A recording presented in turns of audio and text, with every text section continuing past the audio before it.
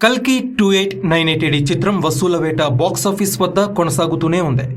ఈ cinema release అయిన తర్వాత తొలి ఆట నుంచే అలసట లేకుండా, వర్కింగ్ డే హాలిడే అనే సంబంధమే లేకుండా కలెక్షన్స్ చైత్రయాత్రని కొనసాగిస్తూనే ఉంది.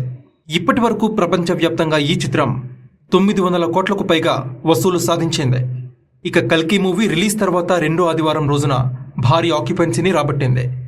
ఈ చిత్రం వరంగల్లో 80%, కరీంనగర్లో 77%, కాకినాడలో 77%, మహబూబ్ నగర్లో 70%, గుంటూరులో 62%, హైదరాబాద్లో 80% ఆక్యుపెన్సీని రాబట్టింది.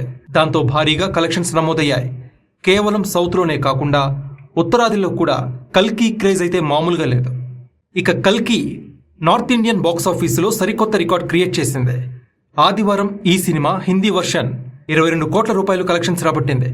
దీంతో ఈ మూవీ మొత్తంగా హిందీలో 212 కోట్ల 50 లక్షలు గ్రాస్ వసూలు రాబట్టినట్టు సమాచారం.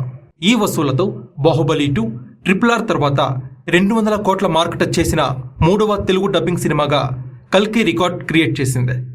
ప్రస్తుతం కల్కి ఊపు చూస్తుంటే మరో 2 రోజుల్లోనే 1000 కోట్ల క్లబ్లో చేరేలా కనిపిస్తోంది. ప్రభాస్ కల్కి సినిమా మొదటి రోజు 191 గ్రాస్ వసూలు చేసింది. ఇప్పుడు 11 రోజులకి 900 కోట్లకు పైగా గ్రాస్ కలెక్షన్స్ వసూలు చేసింది. దీన్ని బట్టి అర్థమవుతుంది ఈ మూవీ బాక్స్ ఆఫీస్ వద్ద ఎంత కన్సిస్టెంట్గా పర్ఫామ్ చేస్తుందో.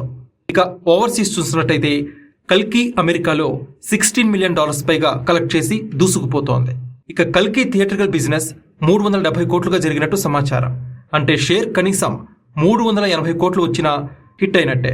డిస్ట్రిబ్యూటర్స్ అందరూ కూడా లాభాల బాట పట్టినట్టే. ఇప్పుడు 900 కోట్ల గ్రాస్ అంటే ఆల్మోస్ట్ 450 కోట్ల షేర్ రాబట్టి ఫుల్ ప్రాఫిట్స్తో దూసుకుపోతుంది. 1000 కోట్లు ఎప్పుడు చేరుతుందా, మా ప్రభాస్ ఇంకో సరికొత్త రికార్డ్ ఎప్పుడు క్రియేట్ చేస్తాడా అని రెబల్ ఫ్యాన్స్ అందరూ కూడా ఆతృతగా ఎదురు చూస్తున్నారు.